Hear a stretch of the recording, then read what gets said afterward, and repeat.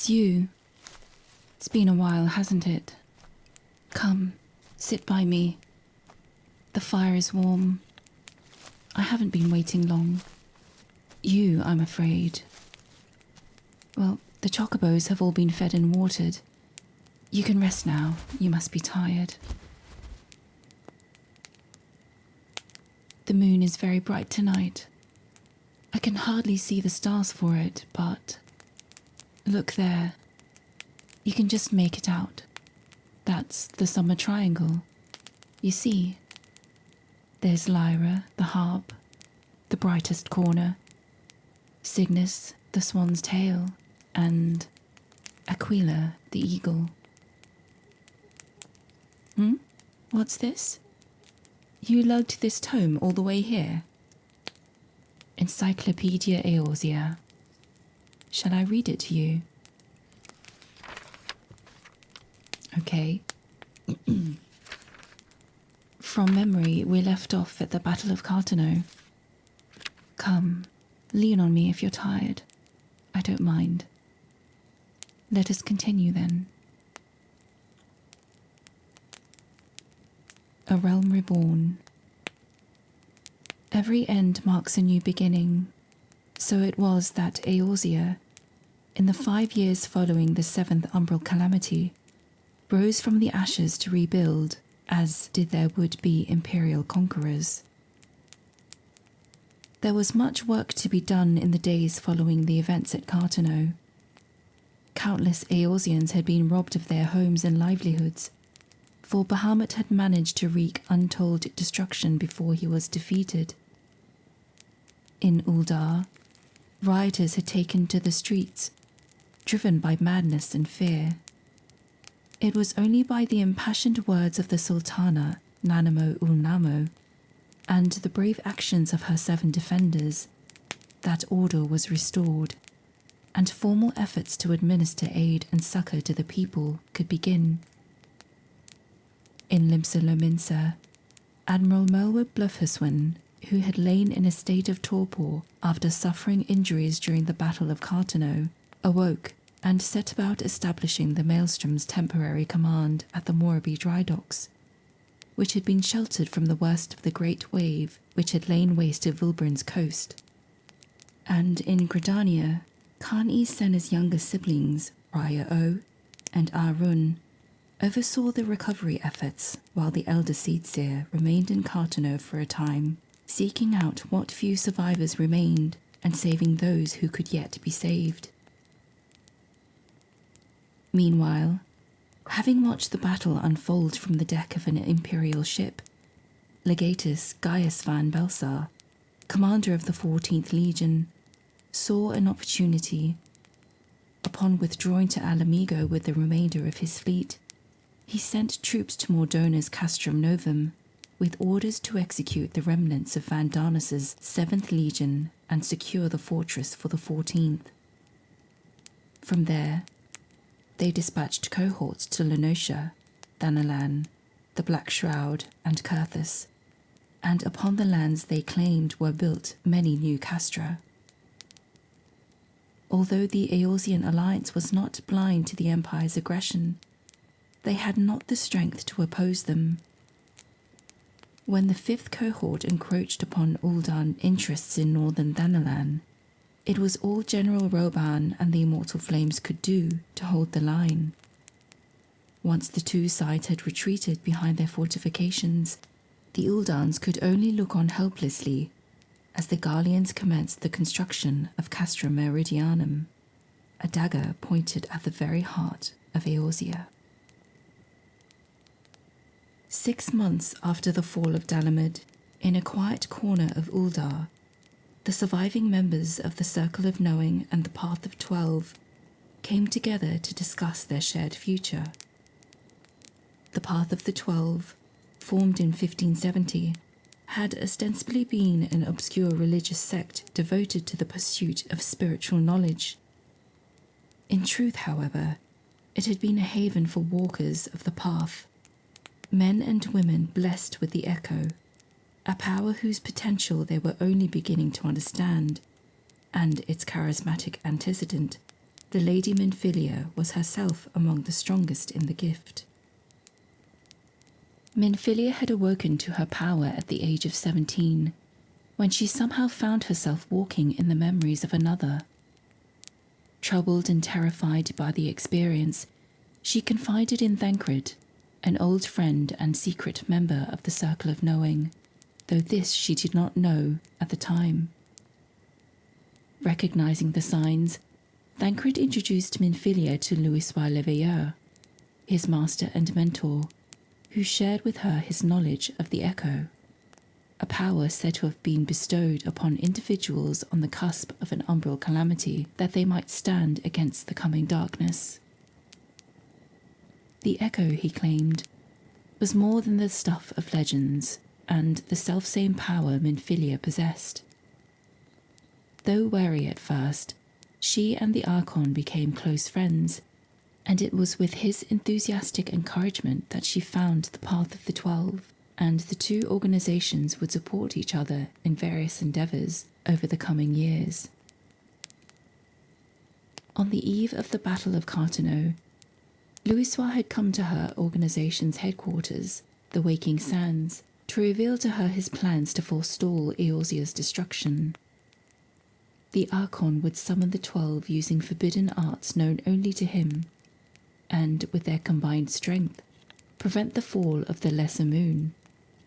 Such strength, however, posed a threat in itself, for should Eorzea's patron deities assume physical form, it seemed more than likely that they would be prone to the same appetites as the gods of the beastmen.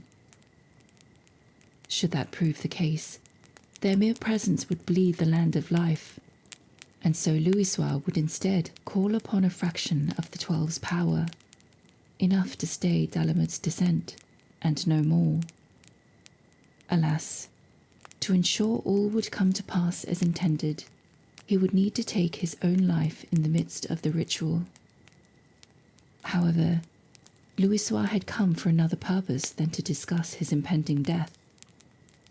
He had seen in the antecedent great potential, and during that meeting, he told her the role he would have her play in the days to come.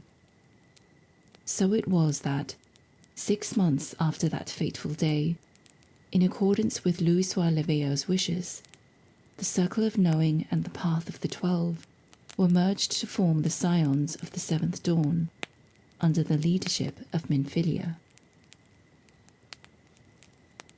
For many, the facts surrounding the calamity remained a mystery to this day, as the memories of Bahamut's rampage and miraculous defeat remain muddled and indistinct.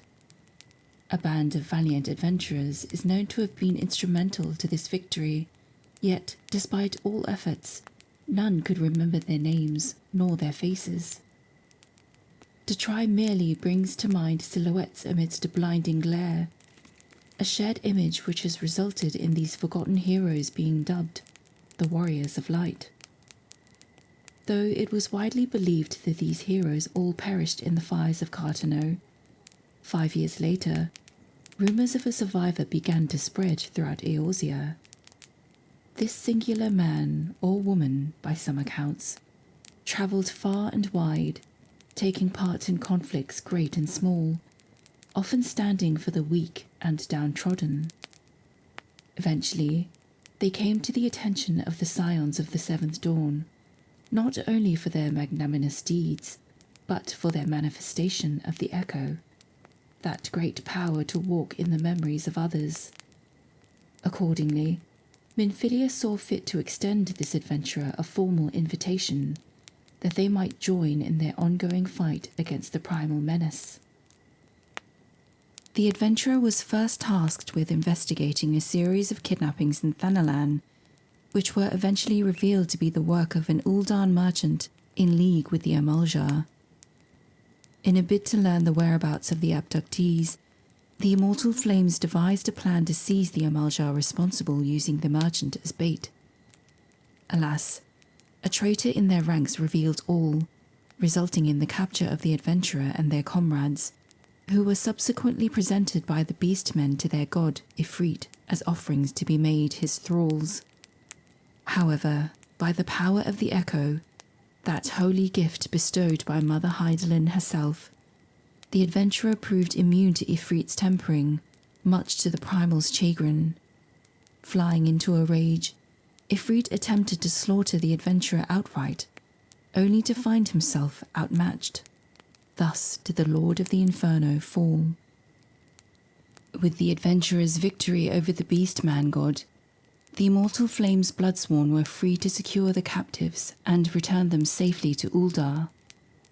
Word quickly spread of the valiant hero, the Icon Slayer, spurring others to seek to enlist their aid and that of the Scions of the Seventh Dawn.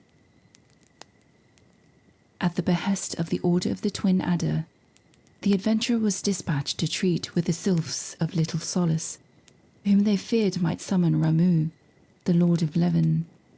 After undertaking many tasks to earn the trust of the diminutive beings, they discovered that, while the primal had indeed been summoned in the past, he was a guardian by nature, and Gridania need not fear sylphic aggression. However, a new threat soon revealed itself to the adventurer, La Habrea of the Ascians, one of many mysterious masked beings said to have sown chaos and discord since time immemorial. Although the Ascians' designs were anything but clear, the Scions knew better than to leave them to their own devices. The adventurer and their allies set about investigating the masked man, tracking him to Little Alamigo, where he had convinced a group of desperate youths to attempt to summon Rulga, the Destroyer. From there, the adventurer followed his trail to Hawkeye Manor, where they were confronted by two more Ascians, who sought to measure the hero's strength for their master. These deeply troubling events served to confirm that the Ascians had bequeathed the knowledge of summoning to various peoples to further their own dark ends. The Scions were soon forced to return their attention to Vilbrand, where the kobolds were said to have once more summoned their patron god, Titan, to defend their land from Limsa Lominsa's aggressive expansion. This was not the first time the Lord of the Crags had been called forth from the ether, though. For 12 years earlier, in 1565, the famed company of heroes had been employed to rid the land of the primal menace. They succeeded, but at great cost, and in the wake of the calamity, the mercenary group chose to disband. Bereft of other options, the Maelstrom turned to the Scions of the Seventh Dawn for aid. Yisselda and the adventurer's first course of action was to seek out the erstwhile members of the company of heroes, believing them to be possessed of invaluable tactical knowledge. After many trials and tribulations, the purpose of which was not entirely clear at the time, this supposition was proven true, and the Scions learned of an aetherite which could be used to deliver forces directly into Titan's sanctuary. And so, in a moment that shall forever be enshrined in the annals of Eorzean history, the adventurer slew the Lord of the Crags and spared Limsa Lominsa his terrible vengeance. Alas, this triumph would be tempered by a terrible tragedy. Upon returning to the waking sands, the adventurer was greeted by a sight to make their blood run cold. The bodies of beloved allies, victims of a desperate struggle. Among them was Noraxia, a sylphic ally, and through her memories the adventurer learned that the carnage was the result of an imperial raid led by Olivia Sass Junius, a tribunus who served under Gaius Van Belsar. Having come for the Icon Slayer, they left instead with Minfilia and other senior Scions, but not before slaughtering countless others with impunity. With her dying breath, Noraxia implored the adventurer to seek shelter at the Church of Saint Adama Landama. Heeding her counsel, they sought out Father Iliad, and by the secret words of the Scions, marked him as a friend.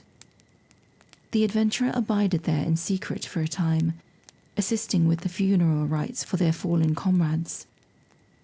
They befriended a man named Mark, a survivor of Cartano suffering from amnesia, who had retained advanced engineering skills from his former life.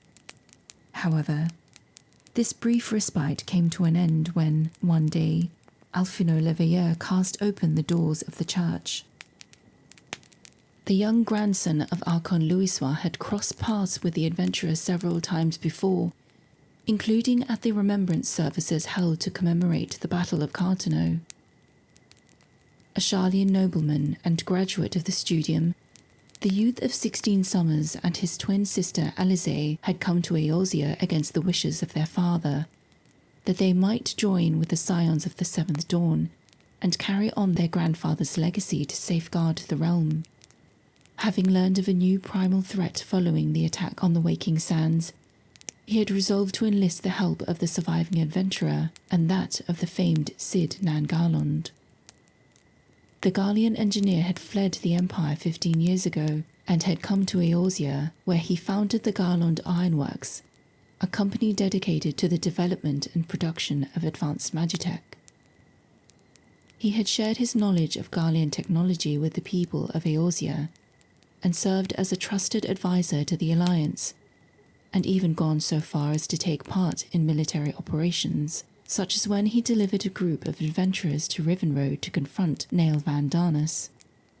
Cid had vanished in the calamity and was presumed by many to have died, but in truth, the engineer had survived. Robbed of his memories by the tragic events of that day, he had wandered aimlessly until coming to the church of Saint Adama Landama, where he was taken into the care of Father Iliad and given the name Mark. Though he was somewhat confused by Alphino's claims, Cid sensed that the boy spoke the truth and decided to assist him and the adventurer in the hopes that it might help him recover his memory.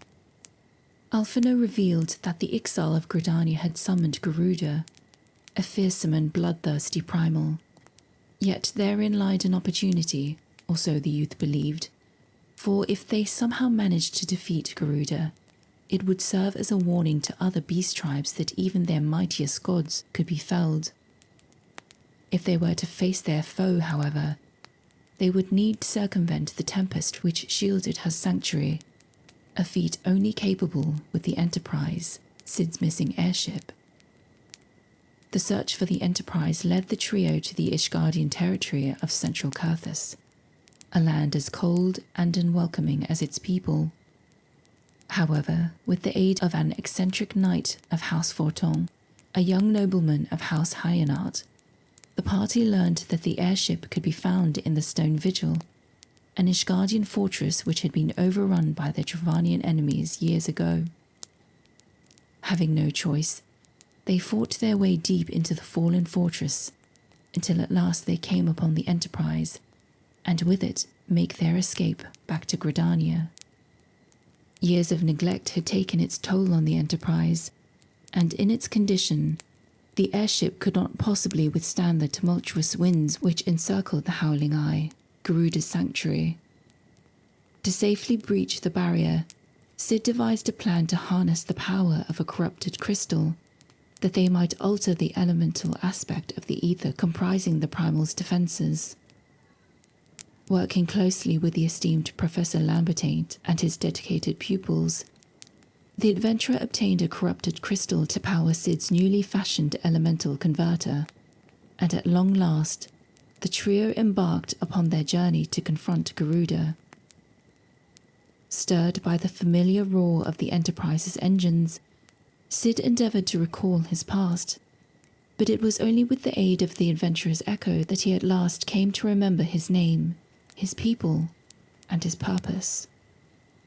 Amidst the whirling winds, the adventurer succeeded in striking down the Lady of the Vortex, only to see her rise once more, reinvigorated by the belief of her Ixali disciples.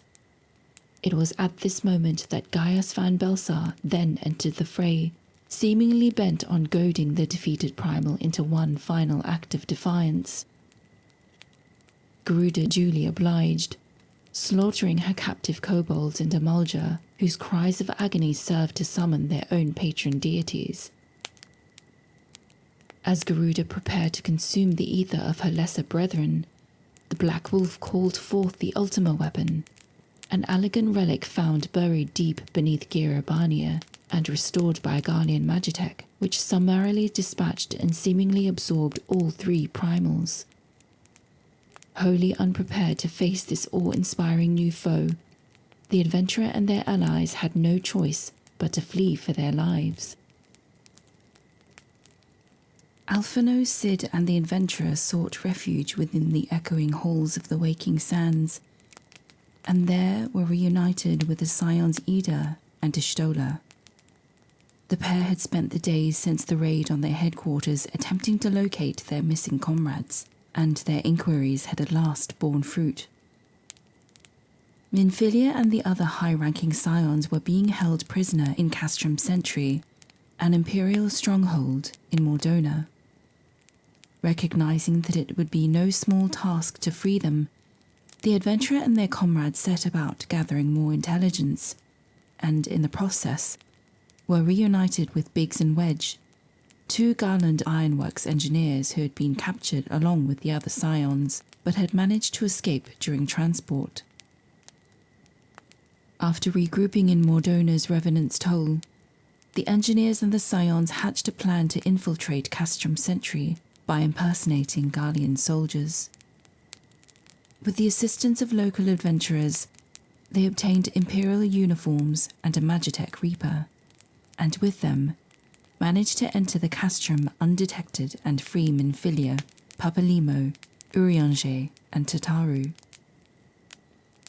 Reunited, the scions narrowly escaped the wrath of Livius Sas Junius by leaping aboard the Enterprise, but as they flew to safety, they spied Gaius Van Belsar standing beside the Ultima weapon, and the Asian La Habrea, who, to the scions' dismay, threw back his hood to reveal the face of Thancred, their friend and ally, whom the Asian had been controlling for some time.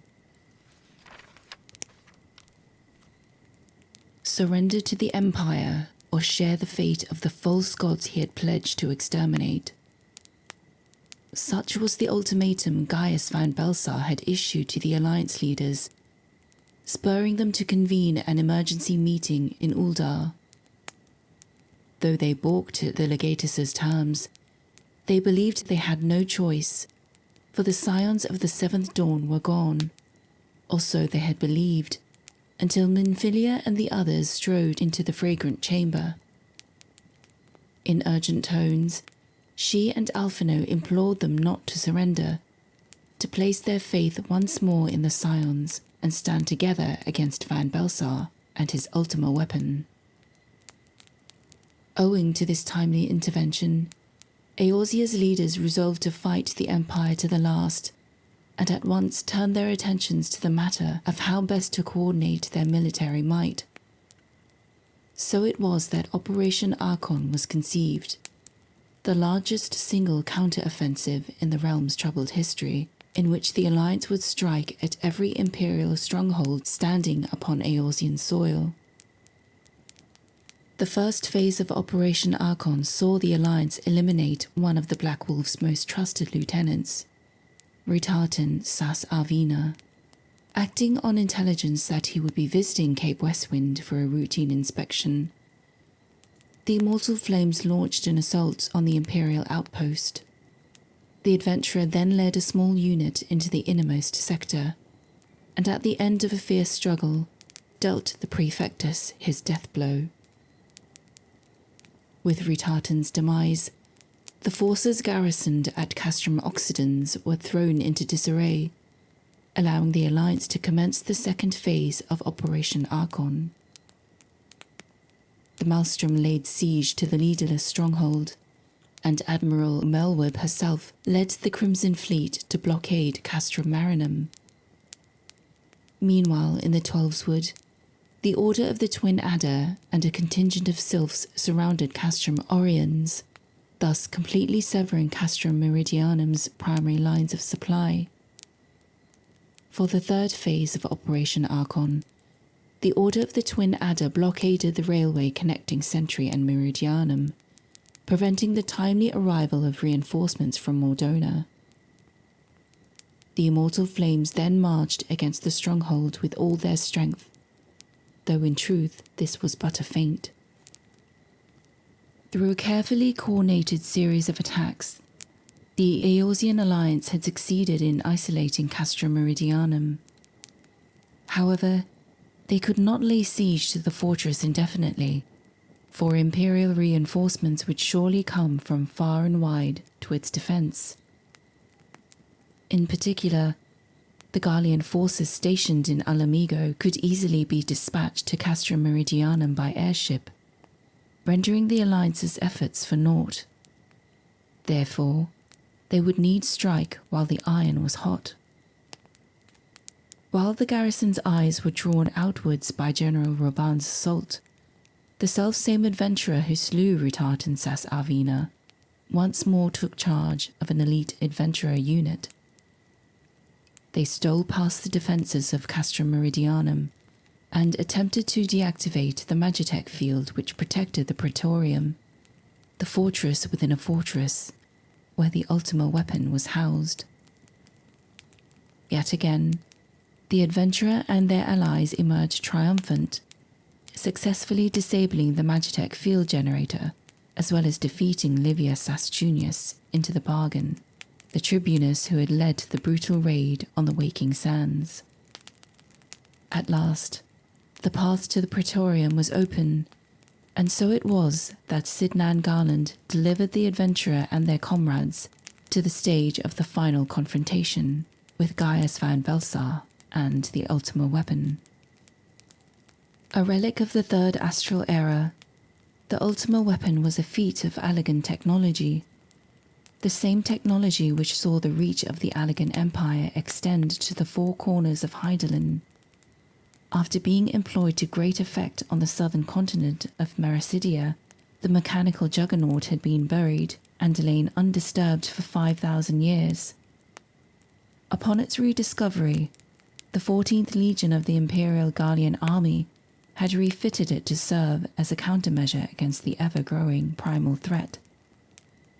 However, it later came to light in a report delivered to the Eorzean Alliance by the Scions of the Seventh Dawn that, despite the best efforts of Nero Tolsaeva, the Empire had failed to reactivate the Ultima weapon on its own.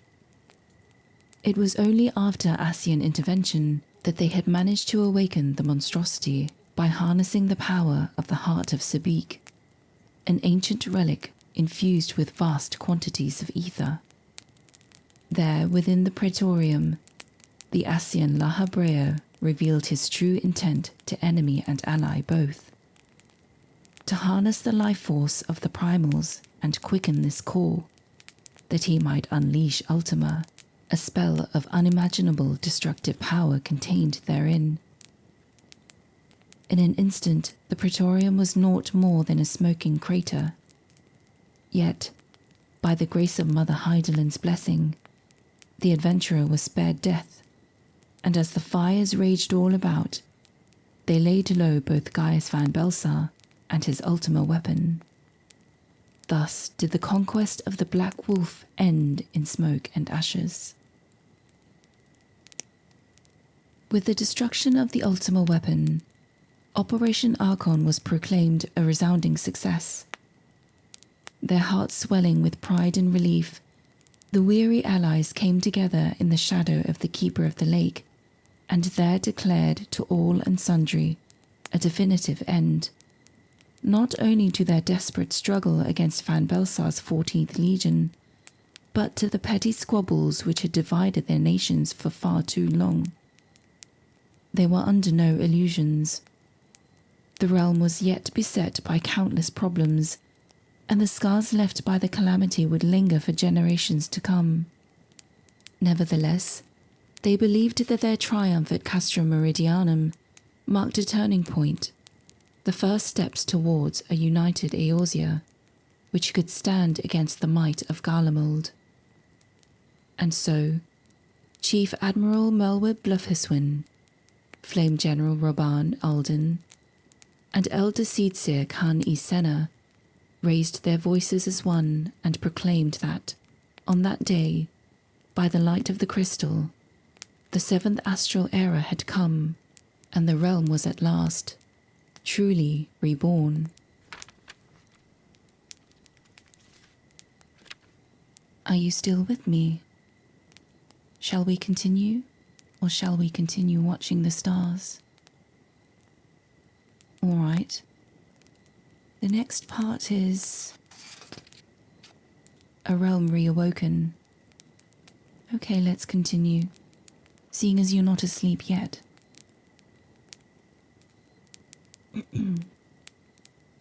At long last, Eorzea was poised to enter a new era of peace.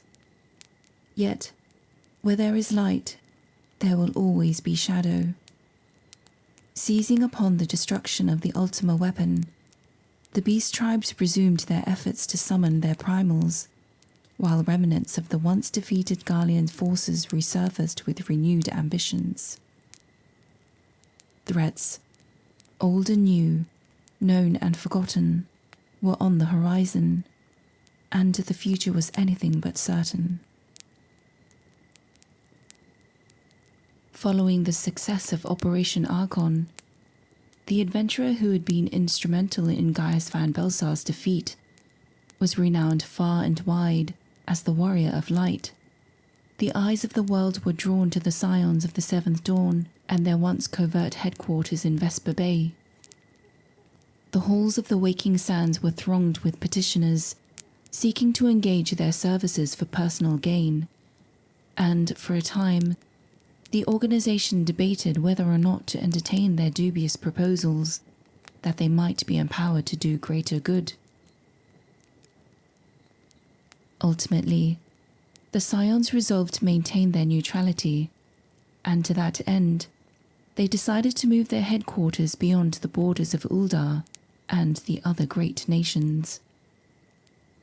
To remain in Vesper Bay would leave them at the mercy of the Syndicate, or at the very least, Lord Lolorito, the member who had practically funded the reconstruction of Vesper Bay himself. There were security considerations as well. The Imperial raid on the Waking Sands had not only been devastating for the Scions, but it had also endangered the civilians living and working nearby. With their presence now known to all, it was doubtless only a matter of time before a similar incident occurred. The Scions' new headquarters would be established in Revenant's Toll, an outpost in Mordona established largely under the auspices of the Adventurers Guild. Though somewhat underdeveloped at the time, it lied firmly within neutral territory and was also frequented by a veritable legion of adventurers who could serve as potential recruits. Furthermore, the Guild was more than happy to have the Scions, provided they did their part to contribute to the development of the frontier settlement and help shore up its defences to deter attacks from the nearby remnants of the Imperial army. While the Scions were in the midst of relocating to Revenant's Toll, they learned that a primal, or an entity resembling one, had been detected in Gridania.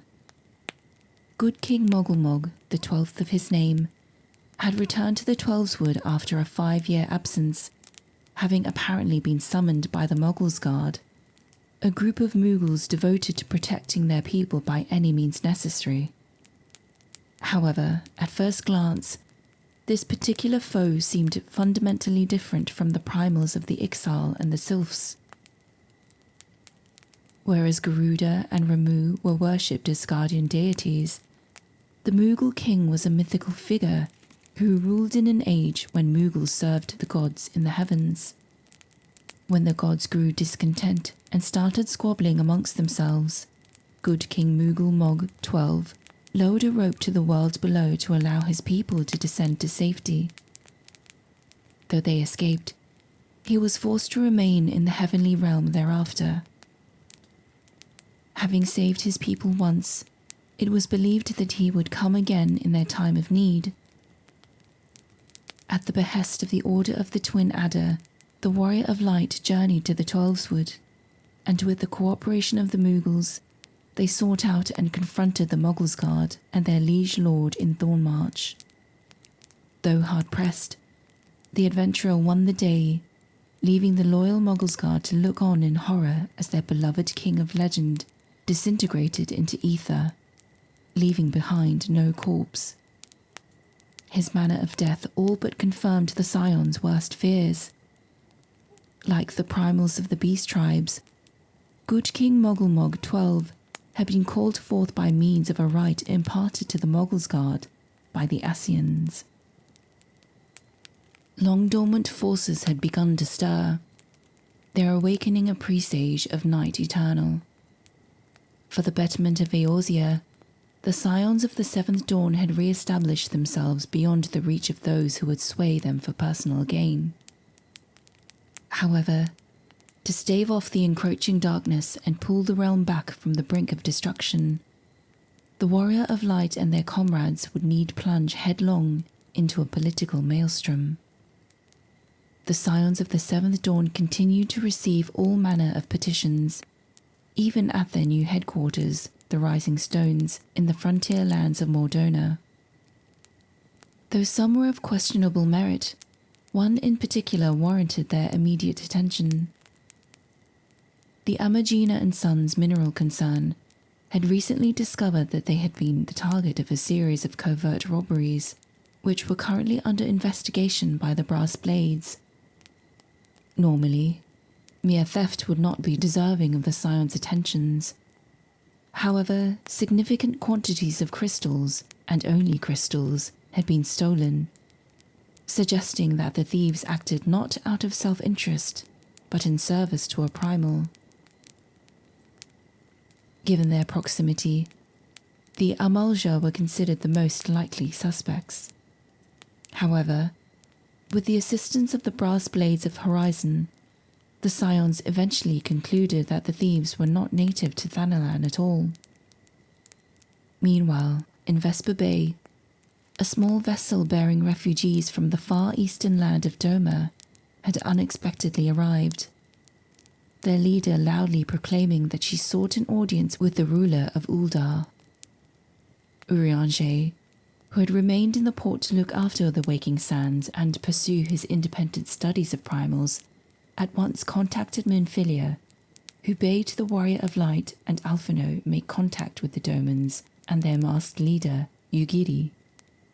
The refugee leader explained to the Scions that following the death of the Garlean Emperor Solus Soscalvus, the Domans had espied an opportunity to free themselves from the yoke of imperial oppression, and took up arms against the Empire.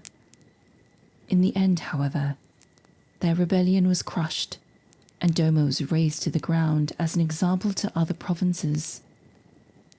Ugiri was thus forced to lead her people from Othar to Eorzea, where they hoped to find sanctuary. With Alphino's aid, Ugiri was granted an audience with the rulers of Uldar that she might plead her case. Alas, despite the best wishes of the Sultana, due to their ongoing struggles to care for displaced victims of the calamity and Alamegan refugees, the Domans were turned away from Uldar. Fortunately, they found a new home in Revenant's Toll, where they would work as frontier hands in exchange for food and shelter. After helping the Domans broker an arrangement with the Adventurers Guild of Revenant's Toll, the Scions turned their attention to a developing situation in Vilbrand. Yisselda had returned from her investigation there, having confirmed beyond a shadow of a doubt that the Serpent Reavers were behind the crystal thefts in Thanalan. All evidence suggested that the Sahagan were preparing to summon Leviathan once more, and so it was that Admiral Melweb petitioned the Scion's aid in preventing the Primal's reawakening. With the support of the Maelstrom, the Warrior of Light and their comrades managed to force their way inside the Sapsa spawning grounds, where the Sahagan were conducting the summoning ritual. Alas, despite their best efforts, the Beastmen were successful, and Leviathan was come once more. The Primal soon bent his course for the open sea, and there effortlessly dispatched a diversionary squadron of the Crimson Fleet, forcing Admiral Merweb and the others to reassess their available options. Their allies soon struck upon a most unorthodox solution, courtesy of Storm Marshal Ainzar, to harness the power of corrupted crystals, borne upon an improvised twin vessel to rob Leviathan of his command over the element of water. Being the best and only plan available, all involved swiftly agreed to support the endeavour, and Naldik and Vimelis quickly set to work on the vessel's construction. Once preparations were complete, the flagship of the Crimson Fleet, the Triumph, towed the Whirl-Eater in the sea along with the Warrior of Light to confront the fell primal. And so it was that, following a titanic struggle on the high seas, they succeeded in vanquishing Leviathan, sparing Limsa untold devastation and death. When the Sahagan had summoned Leviathan, Lord of the Whirl, that the unbridled fury of the sea would wash away those who would threaten their livelihood, Limsa turned to the Warrior of Light and their allies, who drove this sinister serpent back into the briny deep. However, the scions of the Seventh Dawn would soon find that the people of Vilbrand were far from the only ones in need of succor. In the wake of the Doman's failed bid for asylum, deep-seated tensions between refugees and Ul'dan citizens quickly worsened. The manner of the Syndicate's refusal to accept the Domans emboldened the nativists, and the refugees rallied in protests, some of which grew violent. However, in light of how well armed the refugees were, suspicions were raised that the riots may have been instigated by outside forces, and a joint investigation by the Scions of the Seventh Dawn and the Immortal Flames soon yielded a suspect, a merchant in the employ of Teleji Adeleji. There are men and women who will not scruple to set the world ablaze in the pursuit of power. Teleji Adeleji was one such man, having orchestrated the refugee uprising and its inevitable failure from the start. General Roban and the Sultana concluded that he intended to exploit the chaos in order to gain control of the Cartano Flats, a disputed territory, by way of the Cartano Reclamation Bill, a proposal to annex the region so that refugees might there establish permanent settlements. In truth, however, Teleji Adeleji's aim was not to claim the Cartano Flats itself, but what had once been buried deep beneath it. Omega, an elegant creation not unlike the Ultima weapon, which had been laid bare by the destruction wrought by Bahamut during the Calamity. Elegant inscriptions indicated it was created to contend with the Dreadworm himself, and were someone to harness the power of this relic, they would have the strength to subjugate all of Eorzea, or so it was feared. How precisely to administer the ruins had been a point of contention for some time, which is why each nation maintained a military presence in the region, and regularly engaged in what could charitably be called war games.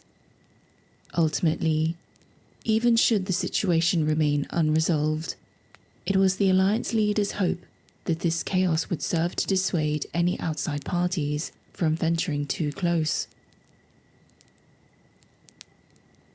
Alas, despite uncovering Teleji Adeleji's role in recent events, the Sultana and those loyal to her could do nothing to bring him to justice. For without incontrovertible evidence of a crime, any aggressive action would only play into his hands.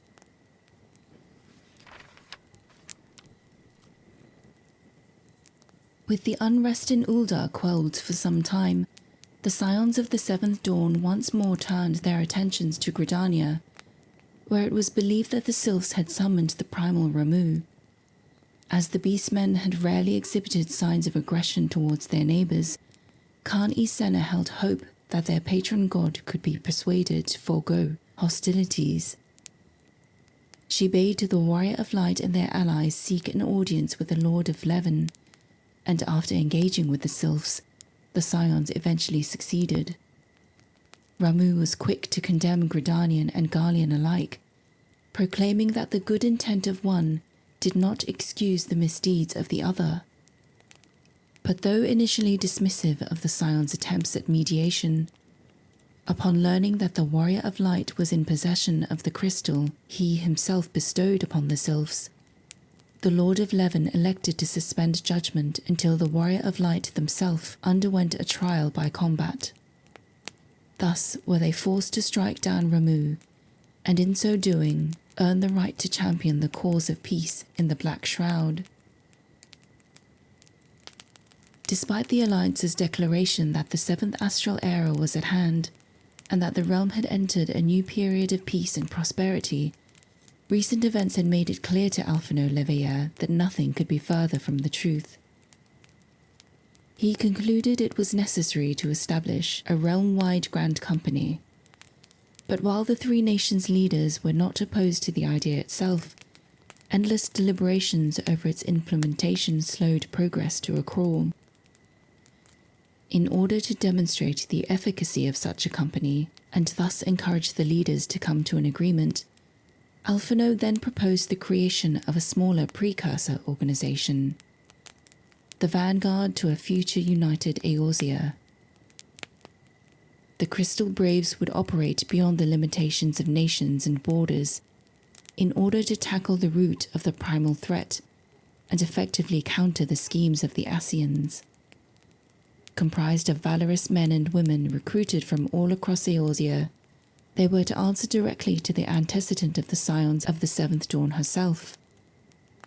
At the organization's inaugural ceremony, Crystal Brave Commander Leveilleur delivered a rousing speech to the fledgling guardians of Eorzea, who raised their voices and declared as one that they would fight for the freedom of all.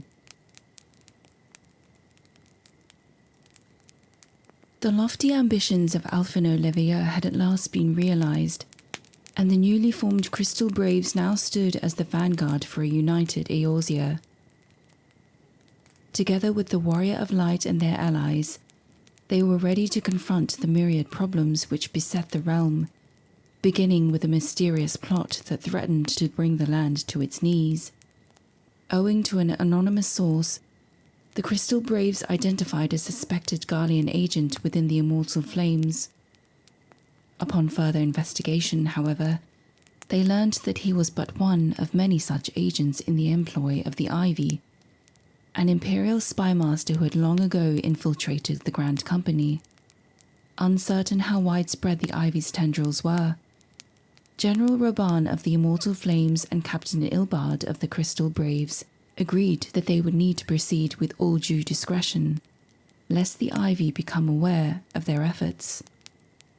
Meanwhile, in the northern lands of Kurthus, the city-state of Ishgard, which had for so long kept her neighbours at arm's length, reached out to the Scions of the Seventh Dawn.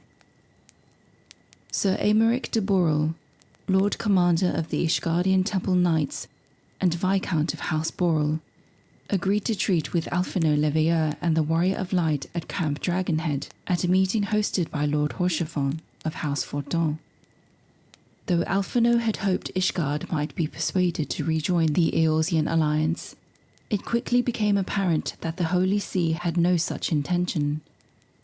Furthermore, to his dismay, the cordial relationship between House Fortin and the Scions of the Seventh Dawn had come under scrutiny, leading to calls for restrictions on the provision of aid to foreign powers. The ambassador then revealed the true reason for which he had come to the meeting.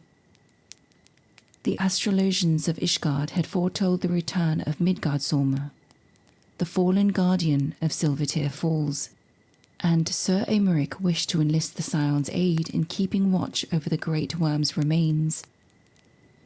In exchange, he would ensure that the shipments of aid from House Fortin to Revenant's Toll would continue unabated. Though it was not the grand success he had envisioned, Alphino was nevertheless satisfied with what he hoped would serve as the foundation of a future relationship between Ishgard and her neighbours. Alas, mere moments after agreeing to terms with Sir Aymeric, Alphino learned that the latest shipment from House Fortin had been waylaid by heretics, Rebels who had chosen to cast their lot with the Dravanians, the sworn enemies of Ishgard, with whom they had fought for 1,000 years in what was known as the Dragonsong War. This particular band of heretics was loyal to a mysterious figure known only as Lady Iceheart, and under her leadership they had grown more aggressive, seizing large crystal shipments with alarming regularity. A survivor of the latest attack reported that the heretics had spoken of the impending resurrection of Shiva, the patron saint of heretics, and a messianic figure whom they likely intended to summon as a primal. The Scions and the Crystal Braves sprang into action, and together with Sir Americ's Temple Knights they managed to track the heretics to a network of secret tunnels in Snowcloak, the great ice wall formed in the aftermath of the calamity, which was long thought an impenetrable barrier between central and western Kurthus. Deep within this labyrinthine warren, the Warrior of Light confronted Lady Iceheart for the first time, only to see her slip away with the aid of an aetherite, her declaration that what we do for the greater good, ringing in their ears. Although she had made considerable efforts to discourage their attempts, the Scions of the Seventh Dawn eventually managed to follow Lady Iceheart to her sanctuary, the Ag-Afar Amphitheatre.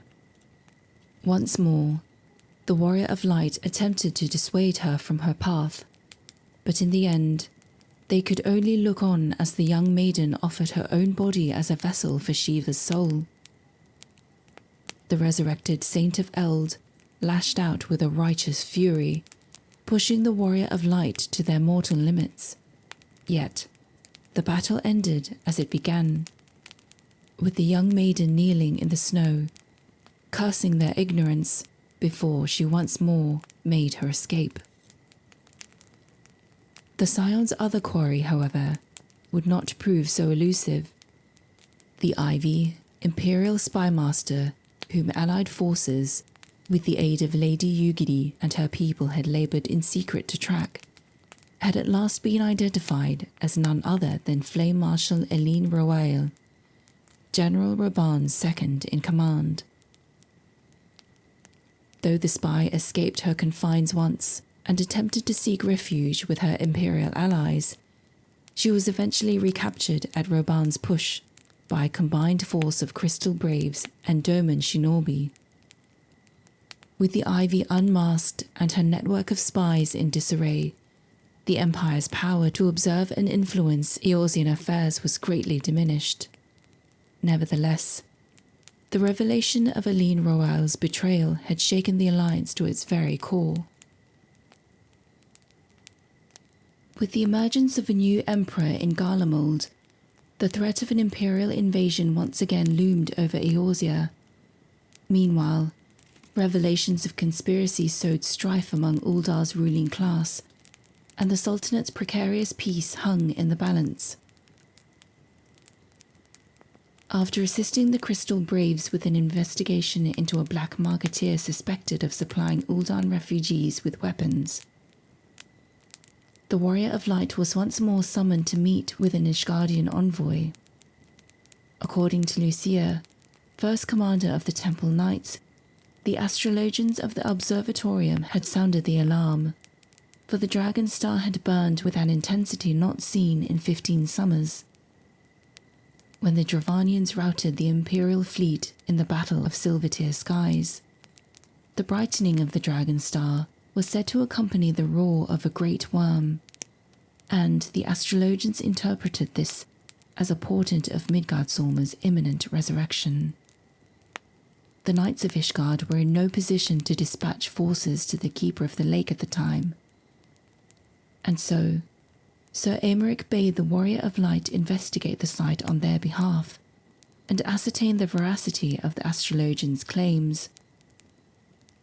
Atop the wreckage of the Agrius, the brave hero confirmed Ishgard's worst fears had come to pass when they confronted the fallen guardian of Silvertear Falls, seemingly risen from the dead. With no choice but to fight, the adventurer engaged the Worm Lord in battle, at last laying him to rest forever. However, as they turned to leave, the voice of the unbowed Midgardsormr rang out once more, inviting the Warrior of Light to plead their case. Yet, their words fell on deaf ears, and the Wormlord flatly stated that his children now sang of Ishgard's imminent destruction. Midgardsormr then made ready to end the adventurer's life, only to hesitate when Hydaelyn herself intervened and marked them as one of her chosen. Midgardsormr then relented, but not before somehow stripping the Warrior of Light of the Mother Crystal's blessing, revealing that an ancient covenant made with Hydaelyn in a time before time had bound them to the adventurer. The essence of the Wormlord coalesced into a tiny vessel through which he would watch, listen, and weigh the worth of Hydaelyn's chosen in the desperate days ahead. Lucy agreed to the Warrior of Light upon their return, and unaware of their new burden, she thanked them for besting Midgardsormr and for bringing confirmation of the impending Dravanian attack. Ishgard had weathered countless assaults over centuries, and this would be no different, or so she and many others believed. So long as the Ascians were allowed to act with impunity, the Scions of the Seventh Dawn would be powerless to prevent others from learning the secrets of summoning. Simply striking down the Paragons would not suffice, as with the aid of their crystals of darkness, they could discard their physical forms and withdraw to the shore of the ethereal sea, thereby escaping death. Therefore, in order to more effectively combat the primal menace, the organization had secretly begun researching into developing a means to permanently dispatch these so-called immortal beings. One ally in this endeavor was Moonbreeder, an accomplished Sharlayan scholar and an authority on aetherite technologies. Before coming to Eorzea, she had been studying white auracite, a material she believed could be used to capture an Ascian soul.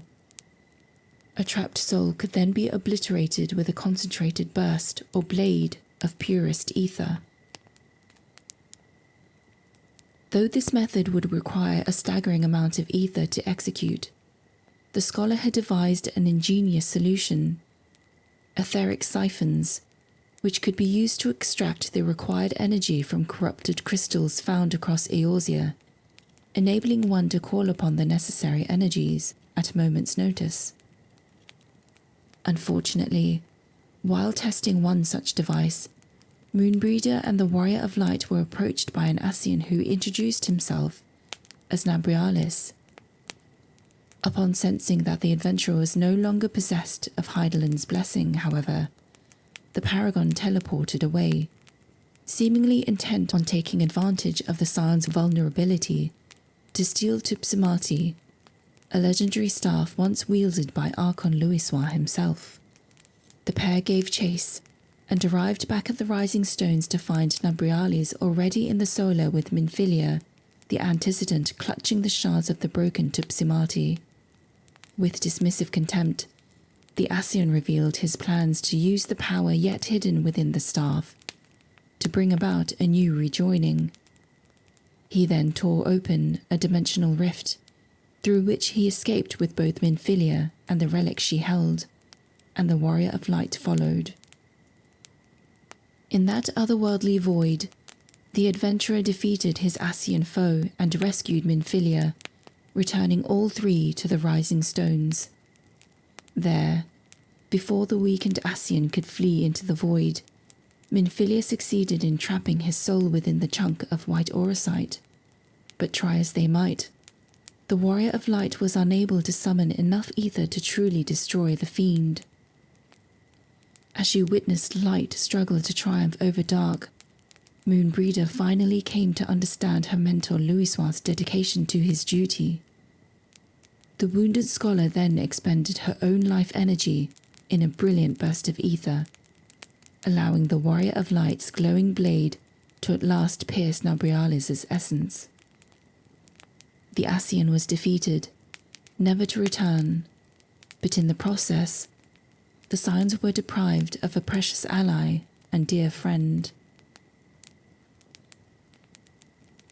The Scions of the Seventh Dawn had but a moment to mourn their loss before grave tidings from Ishgard commanded their full attention. The Dravanian horde had at last begun its assault. Sir Aymeric himself had sallied forth with a contingent of temple knights and several companies of the noble house's finest. But though they briefly forced their foes into retreat, the Ishgardians had suffered grievous losses. Once more, Lucia came into the Rising Stones, this time to seek the aid of the Crystal Braves and the Grand Companies in bolstering her city's defences.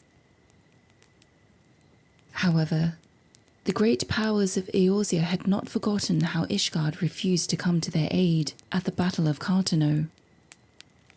While they had no objections of the Crystal Braves' intervention, the Alliance was unwilling to pledge more than a token force to aid in Ishgard's defence. Citing local concerns more deserving of their resources, the leaders refused to provide meaningful assistance and suggested instead that the Scions make every effort to assemble a contingent of elite adventurers, a volunteer force under the leadership of the Warrior of Light.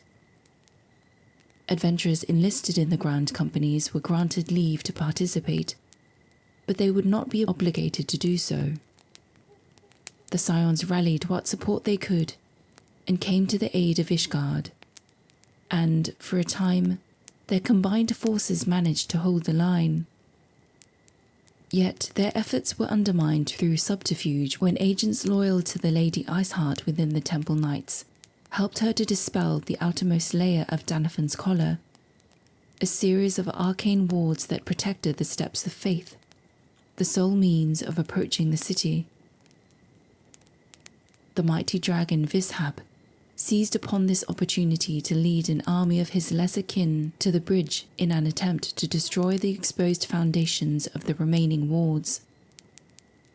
Marshalling their forces, the Warrior of Light took up position on the Steps of Faith, alongside the Temple Knights, and in a pitched battle that saw many casualties and nearly led to the destruction of the city, Vishap was brought low in a hail of dragon killer bolts.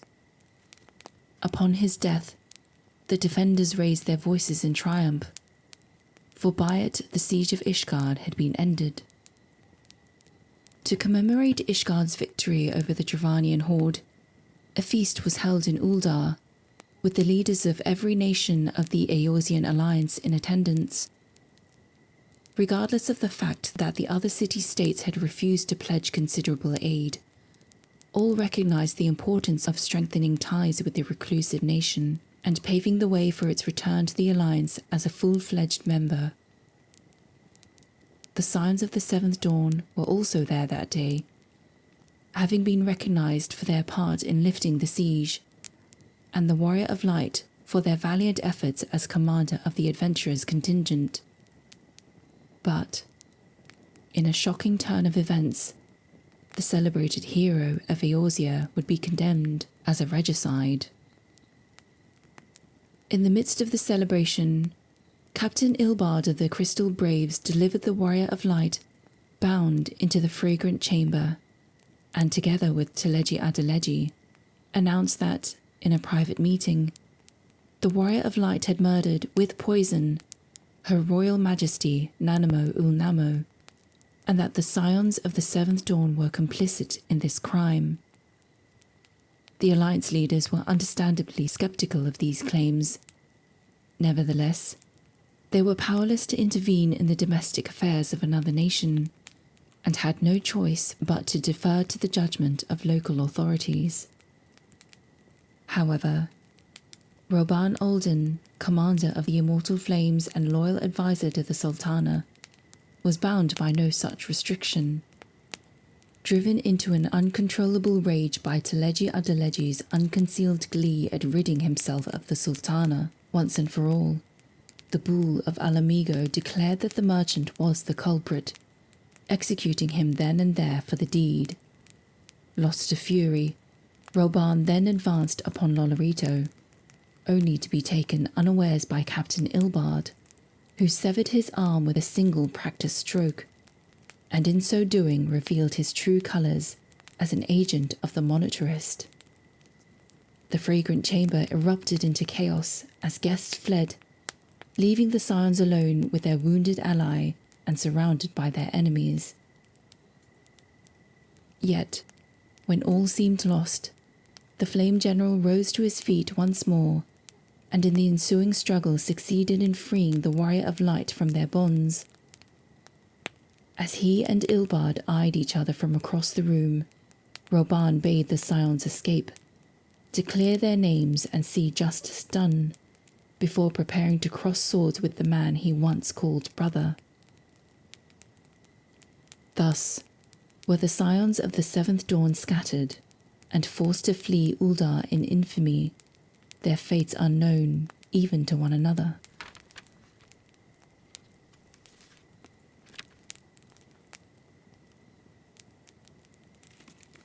Have you fallen asleep? That's quite all right. I won't disturb you. You can keep leaning on me. It's been a long day.